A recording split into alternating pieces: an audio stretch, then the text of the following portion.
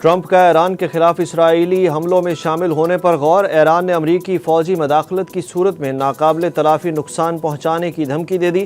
روس کا امریکہ کو ایران کے خلاف اسرائیل کی براہ راست فوجی امداد سے باز رہنے کا انتباہ۔ روسی نائب وزیر خارجہ نے خبردار کر دیا، ایران کی جانب سے اسرائیلی پاگل پن اور دہشت گردی کا دفاع قانونی، فطری اور جائز ہے۔ ترک صدر اردوان کا پارلیمنٹ میں خطاب۔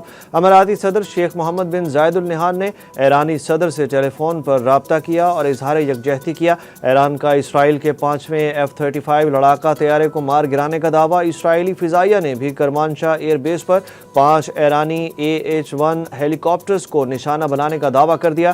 ترجمان ایرانی وزارت خارجہ نے کہا کہ جنگ میں کسی کی شمولیت سے مکمل جنگ اور خطے کے لیے سنگین نتائج ہوں گے۔ ایرانی پاسداران انقلاب کے مطابق اسرائیل پر تازہ حملوں میں فتح 1 ہائپرسونک میزائلوں کا استعمال کیا گیا۔ امن یا جنگ ایران پر مسلط نہیں کی جا سکتی، ایران کبھی سرنڈر نہیں کرے گا۔ امریکی فوجی کارروائی کے سنگین اور ناقابل تلافی نتائج ہوں گے، ایرانی سپریم لیڈر نے اعلان کر دیا۔ علی خامنئی نے اسرائیل کے خلاف حملے تیز کرنے کی ہدایت کر دی۔ سرکاری ٹی وی پر قوم سے خطاب میں انہوں نے کہا کہ ان کا ملک امریکی صدر ڈونلڈ ٹرمپ کی غیر مشروط ہتھیار ڈالنے کی اپیل کو قبول نہیں کرے گا۔ اسرائیل نے بڑی غلطی کی ہے، اسے اس کی سزا ضرور ملے گی۔ وہ عقل مند لوگ جو ایران کو، اس کے عوام کو اور اس کی تاریخ کو جانتے ہیں، وہ کبھی بھی اس قوم سے دھمکی آمیز زبان میں گفتگو نہیں کریں گے۔ مودی کی ہٹ دھرمی برقرار، پاک بھارت تنازع اور کشمیر پر امریکی ثالثی ماننے سے انکار کر دیا۔ بھارت کے ٹرمپ مودی رابطے پر امریکہ کی وضاحت بھی آ گئی۔ انڈیا کے سیکریٹری خارجہ وکرم مسری کے مطابق وزیر اعظم نریندر مودی نے امریکی صدر ڈونلڈ ٹرمپ سے کہا کہ ان کا ملک پاکستان کے ساتھ مسئلہ کشمیر پر ثالثی کبھی قبول نہیں کرے گا۔ دونوں ممالک کے درمیان عسکری کارروائی روکنے کے لیے بات چیت براہ راست انڈیا اور پاکستان کی افواج کے درمیان پہلے سے موجود رابطوں کے نظام کے تحت ہوئی، جبکہ امریکی محکمہ خارجہ کے ترجمان ٹیمی بروس نے واضح کر دیا کہ صدر ٹرمپ بھارت اور پاکستان کے درمیان مسئلہ کشمیر پر ثالثی کی پیشکش کر سکتے ہیں، لیکن وہ کسی بھی فریق کو یہ پیشکش قبول کرنے پر مجبور نہیں کر سکتے۔ خوشی ہے، IMF نے زراعت پر ٹیکس نہ لگانے والی بات مان لی۔ وزیر اعظم کی کابینہ اجلاس میں گفتگو۔ شہباز شریف نے کیش لیس اکانومی اور معیشت کی ڈیجیٹلائزیشن کو فروغ دینے کے لیے ایک اعلیٰ سطحی کمیٹی تشکیل دے دی۔ ان کا کہنا تھا کہ ہم نے IMF کو صاف بتا دیا تھا کہ زراعت پر ٹیکس نہیں لگانے دیں گے۔ وزیر اعظم نے اسرائیل کو عالمی امن کے لیے خطرہ قرار دے دیا۔ عوامی مطالبے پر بڑا فیصلہ، وفاقی حکومت نے سولر پینل پر عائد سیلز ٹیکس میں کمی کا اعلان کر دیا۔ قومی اسمبلی میں اظہار خیال کرتے ہوئے نائب وزیر اعظم اسحاق ڈار نے سولر پینل پر بجٹ میں عائد 18% سیلز ٹیکس کو کم کر کے 10% کرنے کا اعلان کیا۔ نائب وزیر اعظم کے مطابق حکومت نے بعض بجٹ تجاویز پر نظر ثانی کی ہے۔ بجٹ پر اتحادیوں سے مشاورت جاری ہے۔ ڈیجیٹل سروسز پر سیلز ٹیکس صوبوں کا حق ہے۔ لوگوں کو انصاف دلائیں گے، پہلی ترجیح عوامی شکایات دور کرنا ہے۔ Chief justice of Pakistan justice Yahya Afridi کا پشاور ہائی کورٹ بار سے خطاب۔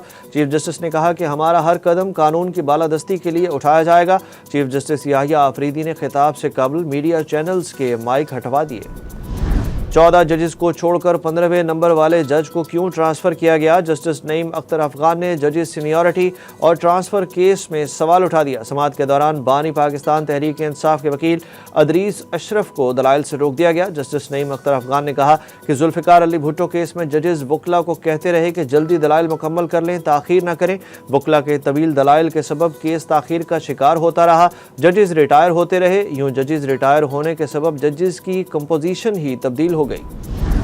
FBR کو نان فائلرز کو زبردستی رجسٹر کرنے کا اختیار مل گیا۔ سخت اقدامات متعارف کرا دیے گئے۔ ان اقدامات کے تحت اگر کوئی شخص جو سیلز ٹیکس ایکٹ کے تحت رجسٹریشن کا اہل ہے مگر رضاکارانہ طور پر رجسٹریشن نہیں کراتا تو FBR کا مجاز افسر یا کمشنر ان لینڈ ریونیو اپنی تحقیقات کی بنیاد پر ایسے شخص کو زبردستی رجسٹر کرے گا۔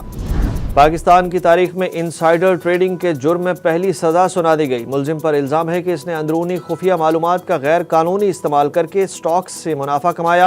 اسپیشل جج بینکنگ کورٹ نے پاکستان کی تاریخ میں پہلی بار اندرونی معلومات کے غلط استعمال کے مقدمے میں سزا سنا دی۔ عدالت نے نجی بینک کے اسسٹنٹ وائس پریزیڈنٹ انویسٹمنٹس کو قصوروار قرار دیا۔ ملزم نے 1,17,00,000 شیئرز خریدے اور پھر خود لاکھوں روپے کا غیر قانونی منافع کما لیا۔ عدالت نے ملزم کو اندرونی معلومات کے غلط استعمال پر مجرم قرار دے کر اس پر 86 لاکھ روپے کا جرمانہ عائد کر دیا۔